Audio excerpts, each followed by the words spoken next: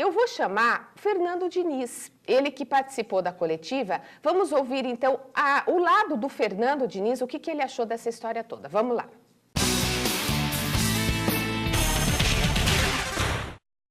Hoje para o Atlético Sorocaba. Foi um time que teve a raça que não teve, por exemplo, contra a Ferroviária, mas não conseguiu também criar tantas oportunidades.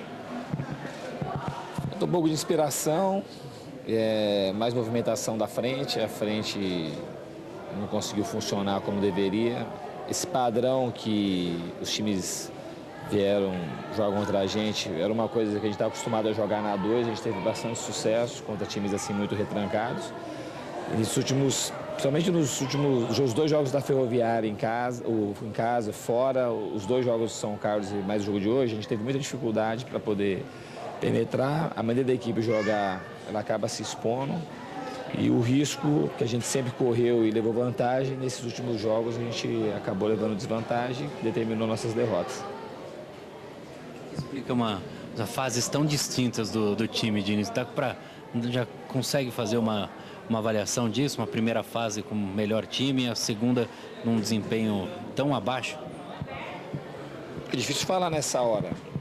O futebol, as coisas acontecem muito rápido.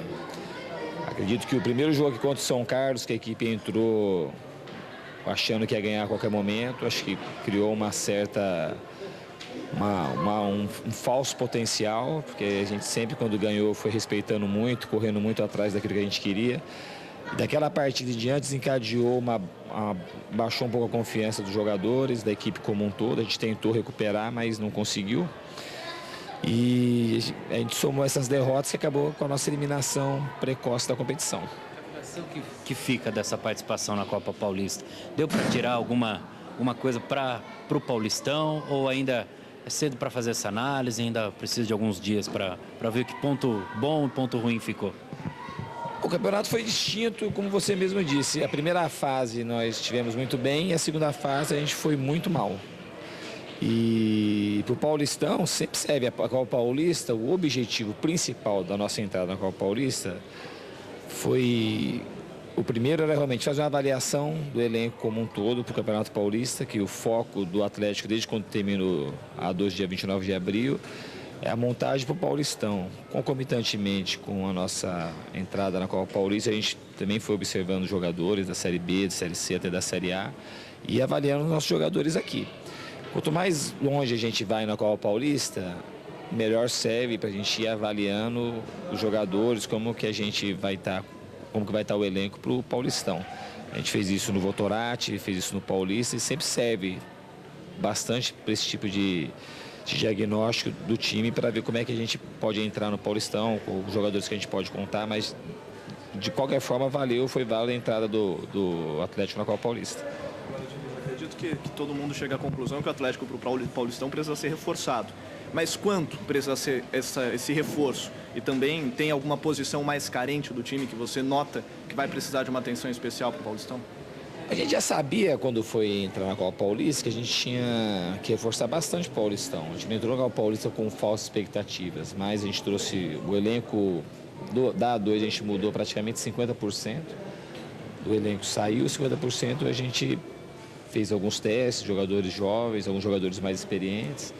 E os jogadores também que ficaram do Paulistão, que a gente precisava e queria olhar mais. Então a gente já sabia que a gente ia precisar reforçar bem o time do Paulistão.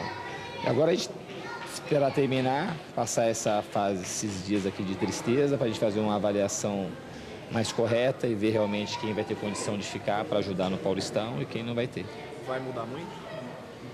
A tendência é mudar, não é? Isso aí ia mudar muito, independente da Copa Paulista. A Copa Paulista ela serve de parâmetro para algumas coisas, mas ela não determina muitas coisas. Mas ela serve para dar risco para os jogadores que a gente vai contar no Paulistão e tem sempre alguns jogadores que a gente acaba se destacando na Copa Paulista. Um exemplo, claro, foi a performance do César. Se não tem a Copa Paulista, a gente não conseguiria ter visto o César jogar. O César não só jogou a Copa Paulista, como despertou interesse já de grandes clubes. Então, por aí já valeu a entrada na Copa Paulista. Teve pouca oportunidade na A2 e foi um dos nossos destaques na Copa Paulista. E teve mais coisa boa, não foi tudo, tem que jogar tudo fora a Copa Paulista. Marcos Vinícius até essa segunda fase tinha sido artilheiro da competição, tinha feito 8 gols e estava vindo muito bem, depois teve uma queda de rendimento. Então a gente teve muita coisa boa para levar da Copa Paulista. Infelizmente, essa segunda fase a equipe não teve bem, foi muito abaixo daquilo que a gente esperava e acabou com a eliminação no dia de hoje. Essa saída é frustrante para você?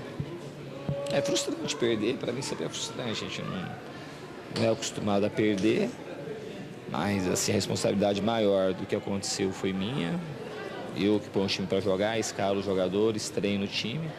E agora é pensar para frente e pensar para o Paulistão. E o que você acha que você tem que melhorar para melhorar o seu time? Eu tenho que melhorar constantemente em tudo. Não é porque perdeu também que a gente acha que tem que melhorar tudo e não serve nada. Tem qualidades e defeitos, a gente tem que melhorar constantemente. Como a gente tinha que melhorar quando teve o acesso da 2 e a gente perdeu agora, a gente tem que melhorar não porque perdeu só o time, a gente tem que melhorar em todos os quesitos sempre na vida. Mas não tem nada específico para melhorar, não. Tá bom, muito obrigada. Diniz, o Atlético perdeu na Copa Paulista jogos para time da A2 e A3. Isso liga um alerta vermelho para 2013? Não, não é essa avaliação que a gente tem que fazer. A gente tem que fazer, analisar a performance dos jogadores como um todo. Tem times, você pegar o diagnóstico de um jogo, pontualmente do jogo de hoje, na primeira fase a gente pegou times também, bons times, a gente conseguiu ter um bom desempenho. O alerta vermelho da Copa Paulista sempre está ligado. É um campeonato que não serve de parâmetro para o Paulistão. Mas, de qualquer forma, ele é importante para a gente se manter em atividade. Tem jogadores aí que a gente conta que já jogaram o Campeonato Paulista e foram muito bem no nosso elenco de hoje. Então, não é por causa desses 20 dias muito ruins que nós tivemos que está tudo ruim. A gente tem que saber fazer o balanço e tirar as coisas boas e as coisas ruins melhorar. Você pretende continuar com o mesmo estilo de jogo na Copa Paulista para o Paulistão ano que vem? O estilo de jogo continua.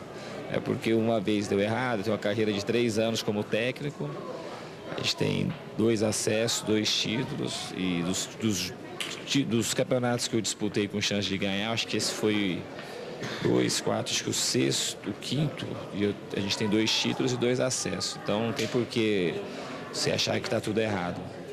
Senão a gente acaba perdendo a referência e você não sabe o que faz. Eu tenho bastante convicção daquilo que eu faço. Se absorver a derrota, o time foi mal, a responsabilidade é minha. O esquema, ele é um esquema excelente que eu considero. Já disputei o Campeonato Paulista com ele, teve muitos bons resultados e não tem nenhum problema. A gente tem que melhorar muitas outras coisas e o esquema, a gente pode melhorar o esquema, mas o problema não é o esquema. Muito pelo contrário, o esquema ele fez parte da solução. Todas as conquistas que eu tive, ele não é parte do problema agora. E a gente não pode ficar misturando as coisas. Embora as pessoas possam achar, porque quando perde, que é parte do problema, para mim não é parte do problema, não.